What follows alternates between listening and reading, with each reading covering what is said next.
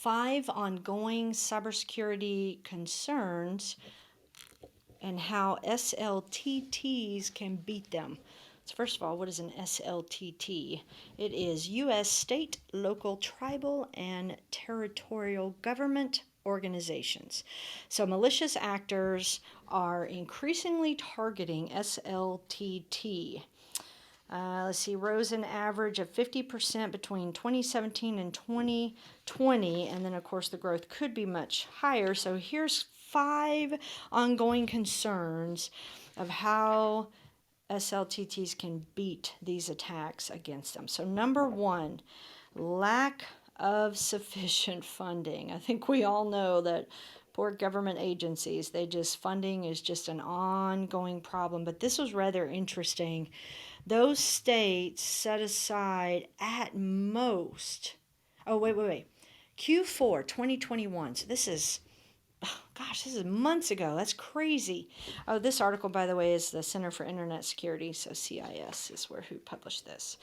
Q4 2021, few SLTTs had sufficient funding for their cybersecurity efforts. Just 15 states had dedicated cyber budget at that time.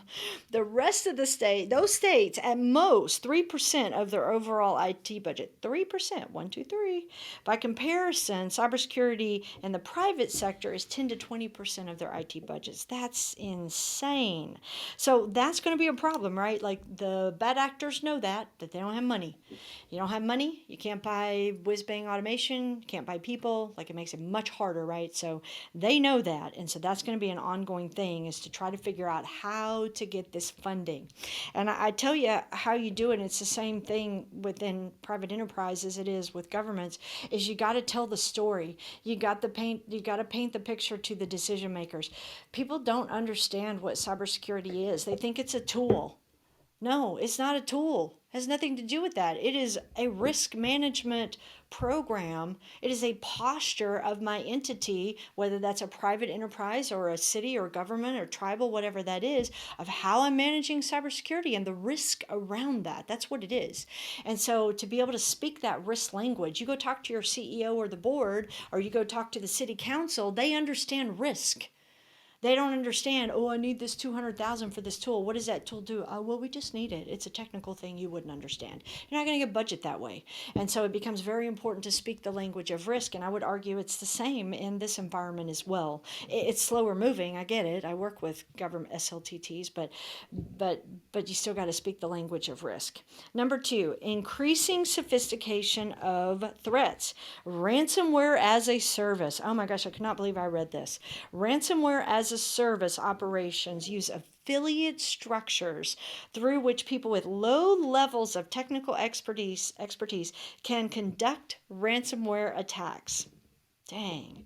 Similarly, ransomware gangs are increasingly turning to initial access brokers, IABs, as a means of buying access to their victims' networks so that they can concentrate all their efforts on developing more powerful encryption software. So that way they can, when they do the ransomware, it's harder to bust it.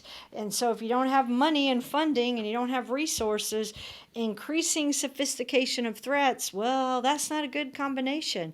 And it's sad. These people just need to go get a job and quit being criminals. But oh my gosh, look at this. Cybercrime is a job now, apparently.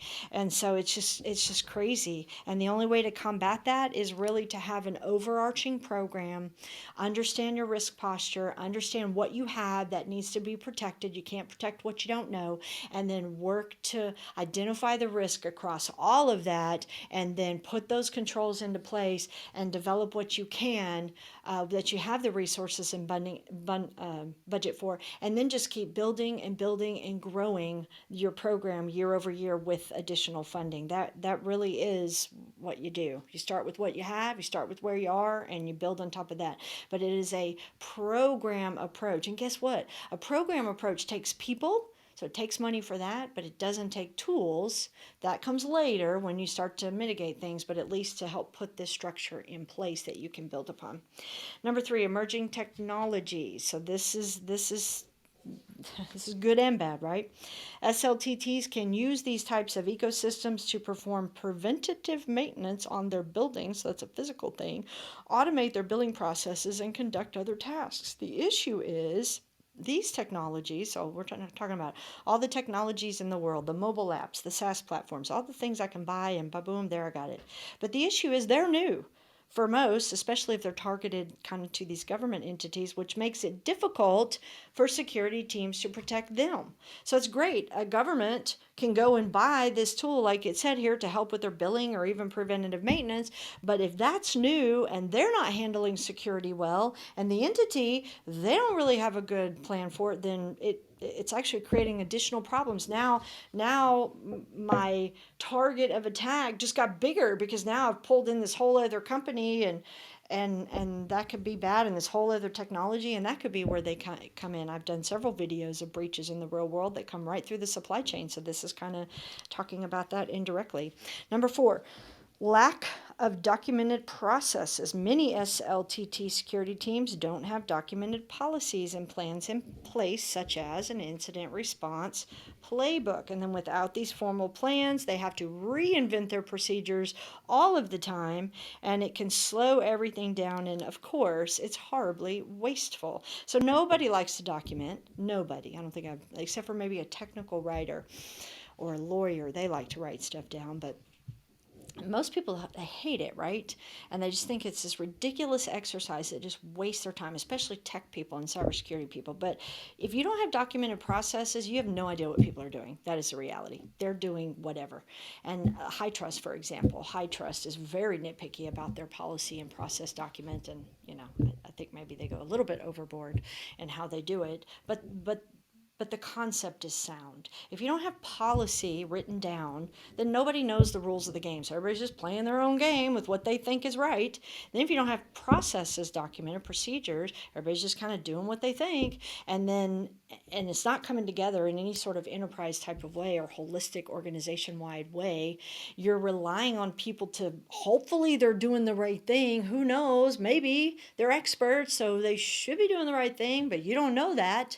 And then everybody's doing it their own way, and just like this says, there's a lot of reinventing the wheel, which is horribly inefficient. So ultimately, just write it down. That would be way more efficient. That would get you to the goal of where you need to be, but sadly it's hard to get companies to document. Number 5, inadequate availability of cyber professionals. This is becoming an ongoing problem. The global number of unfilled cyber positions is 3.5 million in 2021, and the ongoing skills gap equates to fewer trained professionals who can drive a cybersecurity program forward. So I've been talking about the whole thing, let alone manage the day-to-day security operations of the business. So there is this strategic program that has to be designed and managed and run, and then there's this tactical operational day-to-day that fits into the program overall, and the whole thing is your cybersecurity posture.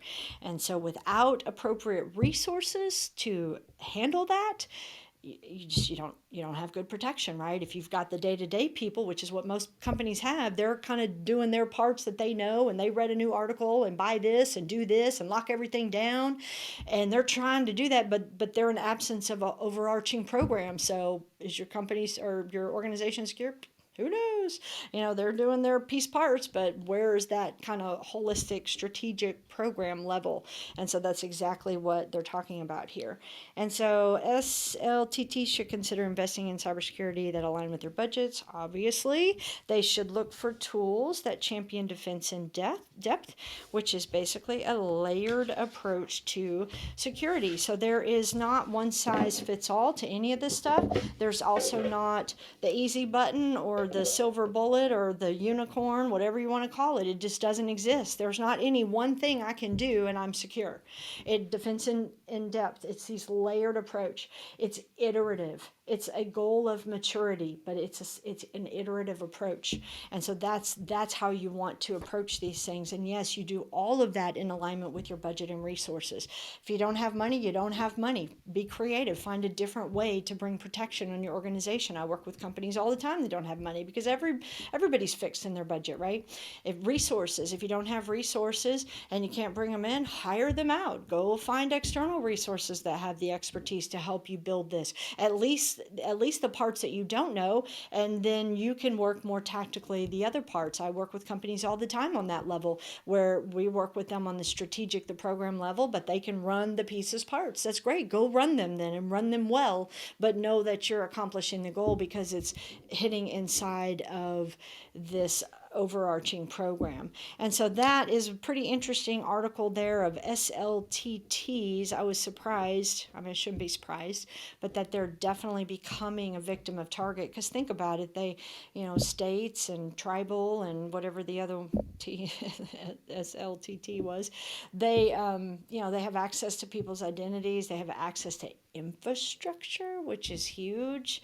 And so there's all sorts of fun that a bad actor could have with that. So, and then on the flip side, they don't have money, they don't have people, they don't have funding. That's a recipe for disaster. And so that article was definitely calling that out. If you like this video, please hit the like button and share it to your network so that it could help others, and appreciate you subscribing to the channel so you could get updates on future videos.